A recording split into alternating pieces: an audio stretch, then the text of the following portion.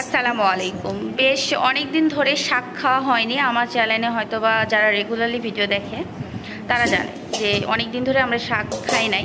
তো আজকে আপনাদের ভাই বাজারে গিয়েছে, গিয়ে ফোন করে বলতেছে যে অনেক রকমের শাক আছে, তুমি কোন শাকটা নিবা বা খাবা।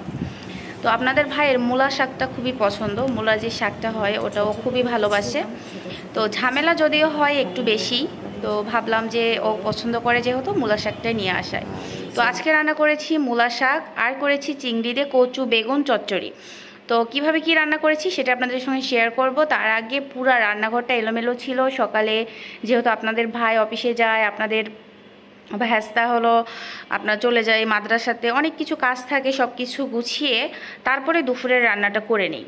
তো কিছুদিন আবার বিকেলে রান্না করেছিলাম, তো এখন ভাবলাম যে একটু সকালে, সকাল বলতে ঠিক না, 10:30 থেকে 11টার মধ্যে রান্নার কাজটা সেরে নেই। তো এর মধ্যে নিলে কি হয়, আমার ছেলেটাকে সন্ধ্যার দিকে একটু সময় দিতে পারি, ওর পড়াতে পারি, সব কিছু মেলায় আমার একটু সুবিধা হয়। কিন্তু গ্যাসের প্রবলেমের জন্য আমি রান্নাটা সকালে করতে পারি না, সকালে বলতে আগাবেলা আর কি, দুপুরের আগে। তো সেই জন্য ভাবলাম আজকে একটু গ্যাসটা আসে, আমি চেক করে দেখলাম যে গ্যাস আসে, তো ভাবলাম আজকে একটু রান্নাটা তাড়াতাড়ি সেরে নেই। তো এই জন্য রান্নার কাজটা আমি তাড়াতাড়ি শুরু করে নিচ্ছি। আর যদিও গ্যাস যদি না থাকতো তাহলে হয়তো বা দুপুরের পর আর কি 2টা 2:30টার মধ্যে আমি রান্নাটা করে তারপরে আমি হয়তো বা রেস্ট করতাম বা অন্যান্য কাজ করতাম।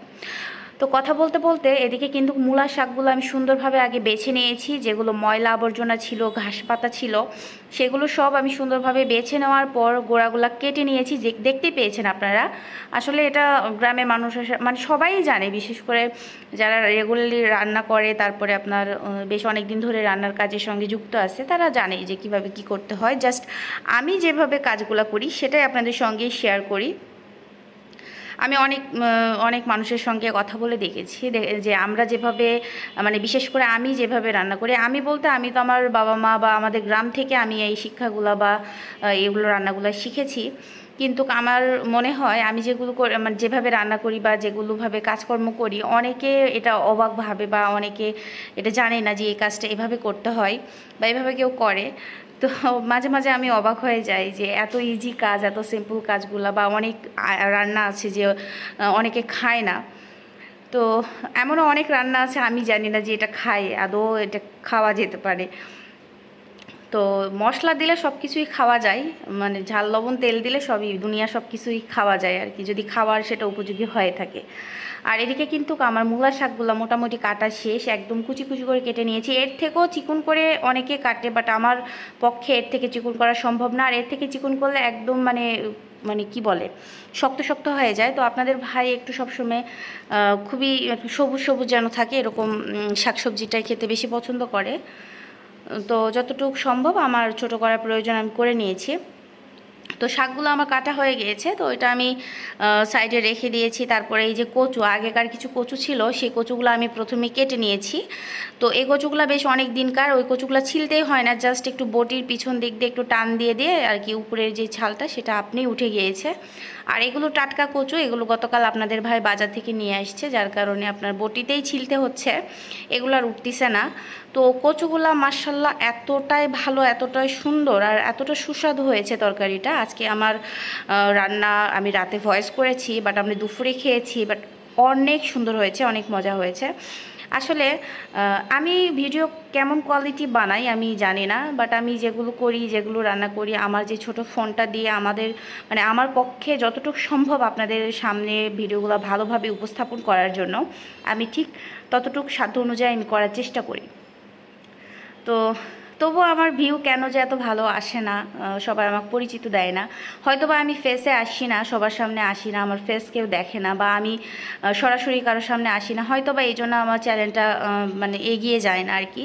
তো যাই হোক, আমি যতই আমার চ্যানেলটা না এগাক, আমি হলো কখনো ক্যামেরার সামনে এসে ওইরকমভাবে ভিডিও আমি কোনোদিনও করব না। এতে আমাকে যারা ভালোবাসে, মোটামুটি যা আছে আলহামদুলিল্লাহ, যারা আমাকে না দেখে ভালোবেসেছে তাদেরকে অনেক অনেক ধন্যবাদ। তো আলহামদুলিল্লাহ আমার চ্যানেলটা হয়তো বা এখন অনেক স্লো, তো আস্তে আস্তে অনেক গতিতে আসবে আমি আশা করতেছি। তো চ্যানেলটার বয়স যদিও 1 বছর পার হয়ে গেছে, কিন্তু আমি সেভাবে ভিডিও ছাড়তে পারি নাই, অনেক বাধা বিঘ্ন ছিল, অনেক অসুস্থতার মধ্যে ছিলাম আমার হাজব্যান্ডকে নিয়ে, তারপরে নিজেও অনেক সময় অসুস্থ হয়ে যাই।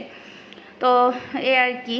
তো আস্তে আস্তে চ্যানেলটা আগানোর চেষ্টা করতেছি, দেখা যাক কতদিন আপনারা আমাকে এড়িয়ে চলেন, কতদিন আমাকে না ভালোবেসে থাকতে পারেন আপনারা।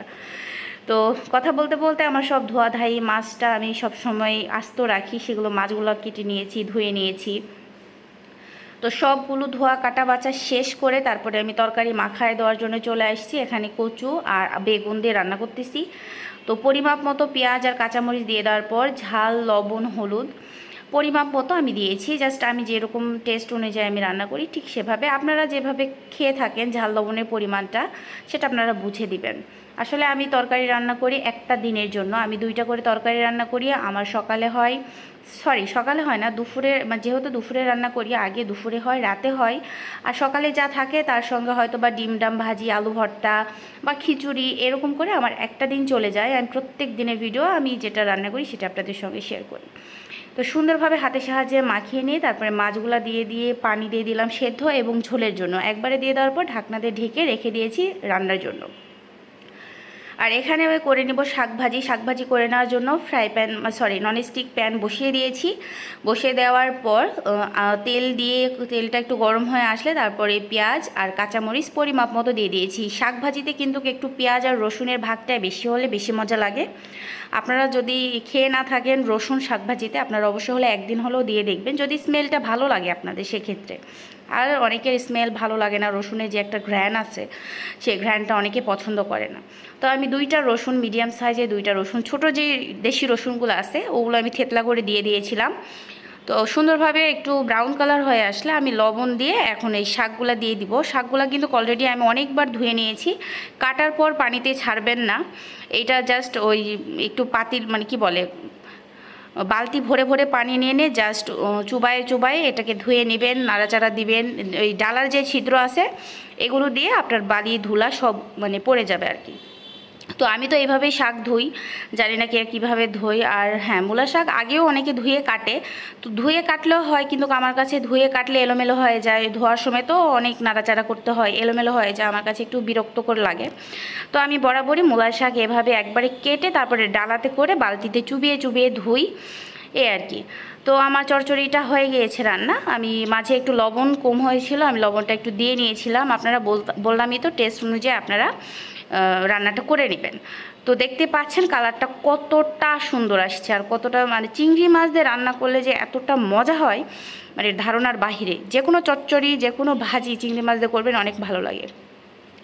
আর ওই সাইডে কিন্তু মূলা শাকের পানি কিন্তু অনবরত নাড়াচাড়া দিয়েছি, দিয়ে পানিটা যেগুলো বের হয়েছে সেগুলো শুকিয়ে নেওয়ার পর আমি আস্ত কিছু কাঁচামরিচ দিয়ে দিয়েছি। কাঁচামরিচ দিলে কি হয়, কারণ শাকভাজির সঙ্গে কাঁচামরিচটা অনেক ভালো একটা যায়, আমাদের ভিটামিন সির যে কাজটা সেটাও হয়ে যায়। আর সবুজ লেবু, আপনার হলো কাঁচামরিচ, যেটা কাঁচা খাওয়া অনেক স্বাস্থ্যের পক্ষে ভালো, যারা খেতে পারে তাদের তো কথাই নেই। তো আমি দিয়ে দিলাম, শাকভাজি হওয়ার কিছুক্ষণ আগে দিয়েছি যাতে কাঁচামরিচটা একটু আস্ত থাকে আর কি। তো কথা বলতে বলতে আমার মূলা শাক ভাজিটা নাড়াচাড়া করতে করতে শাক ভাজিটা হয়ে গিয়েছে। এখন আমি ভালোভাবে নাড়াচাড়া দিয়ে এটাকে আমি নামিয়ে নিব বাটিতে। তো আমি চচ্চড়িটাও আমি সুন্দরভাবে বেড়ে নিয়েছি। আমি কখনোই রান্না করে পাতিলে রাখি না। হ্যাঁ, যদি সেটা ভাজি পুরপুরি হয় তাহলে আমি কয়রা থেকেই খাই, কারণ কয়রা থেকে খেলে ওইটা আরও বেশি ভালো লাগে। তো যেটা আমার বেড়ে নেওয়ার প্রয়োজন আমি সেটা বেড়ে নেই, যেটা পাতিলে রাখা প্রয়োজন সেটা পাতিলে রাখি, কিন্তু বেশিরভাগ চেষ্টা করি সব কিছু বেড়ে ধুয়ে নেওয়ার জন্য। তো আমার বানানো শেষ, এগুলো সব রান্না করে আমি রানিংয়ে রেখে দিব। এখন এই যে ধোয়াধাইয়ের পালা, যেই 2টা পাতিলে আমি রান্না করেছিলাম সেগুলো আমি ধুয়ে নিচ্ছি, আর যেগুলো আগে ভরেছিল সেগুলো আমি আগে অফ ক্যামেরায় ধুয়ে নিয়েছি। তো এখন সুন্দরভাবে মাজা শেষ, আমি এখন ধুয়ে নিচ্ছি, তারপরে রান্নাঘরটা সুন্দরভাবে ক্লিন করে নিব। আমি এভাবে সবসময় ধুয়ে করি। তো আমার এই সাইডে আমার হলো যে থাল বাসন মাজা যেই ভিমবারগুলো থাকে, যে বক্সে আমি রাখি, তো দেখতে একটু খারাপ লাগে। আমি আজকে সিদ্ধান্ত নিয়েছি ভিমবারের বক্সটা আমি সবসময় আপনার বাম সাইডে রাখবো, এতে করে বেসিংয়ের উপরে থাকবে। ওই সাইড জায়গাটা আমার অনেকটা বেড়ে গেল। আমার হলো যে শিলপাটা ছিল সেটাও আমি নিচে রেখেছি। তো এই যে আমার এই সাইডটা অনেকটা জায়গা বের হয়ে গিয়েছে, আর এখানে টুকিটাকি বিস্কিট টিস্কিট রেখেছি। আর পুরো রান্নাঘর আর আমার বাসা তো মোটামুটি যারা রেগুলারলি ভিডিও দেখে তারা তো সবাই দেখেছে। তো যাই হোক, আজকের ভিডিও এই পর্যন্ত। ফাইনাল লুকগুলো অবশ্যই আপনাদের সঙ্গে শেয়ার করতেছি। আর ভিডিওটি ভালো লাগলে লাইক, কমেন্ট, শেয়ার আর চ্যানেলটিকে সাবস্ক্রাইব করতে ভুলবেন না। ফেসবুকে দেখে থাকলে অবশ্যই ফলো দিয়ে রাখবেন। শ্রাবণী রান্নাবান্না আমার ফেসবুক আইডির নাম। তো দেখা হচ্ছে অন্য কোনো ভিডিওতে। ততক্ষণ পর্যন্ত আপনারা সকলে ভালো থাকুন, সুস্থ থাকুন। আমার জন্য অনেক অনেক দোয়া ও ভালোবাসা রাখুন। আল্লাহ হাফিজ। আসসালামু আলাইকুম।